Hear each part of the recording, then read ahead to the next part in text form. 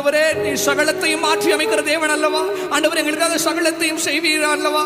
ஆண்டவரே எங்களால் இந்த சூழ்நிலை மேற்கொள்ள முடியலப்பா, என் வழியை தாங்க முடியலப்பா, எல்லாத்தையும் இழந்து ஆண்டவரே இன்னைக்கு நிக்கிறேன்ப்பா. உங்களுடைய சூழ்நிலையில ஆண்டவர் உங்களுடைய சமூகத்துல நான் இங்க நிக்கிறதுக்கு ஆண்டவரே நான் நின்றுட்டு இருக்கிறேன். எனக்கு சகலத்தையும் தேவன் மாற்றி அமைப்பீராக.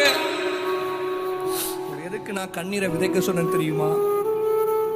எத்தனையோ மனிதர்கள் உன்னை வேதனைப்படுத்தி இருப்பாங்க, எத்தனையோ மனிதர்கள் உன்னை விட்டு போயிருப்பாங்க, எத்தனையோ மனிதர்கள் பின்னாடி குத்தி இருப்பாங்க, எத்தனையோ மனிதர்கள் நீ உடஞ்சிருந்ததை பார்த்திருப்பாங்க, எத்தனையோ மனிதர்கள் உன்னை வேண்டான்னு சொல்லியிருப்பாங்க. உங்களை பார்த்து சொல்ற sometimes separation is for your protection. சில நேரம் மனுஷங்கள் உங்களை விட்டு கத்த எடுக்கிறான்னு சொன்னா அதுவும் பாதுகாப்புக்கு, அதுவும் நன்மைக்கு. ஏன்னா ஆண்டவருக்கு தெரியும் அவங்க கூட இருந்தாங்கன்னா நீ உயர முடியாது, அவங்க கூட இருந்தாங்கன்னா நீ ஆசீர்வாதமா இருக்க முடியாது, அவங்க கூட இருந்தாங்கன்னா நீ சகல மேன்மை அடைய முடியாது.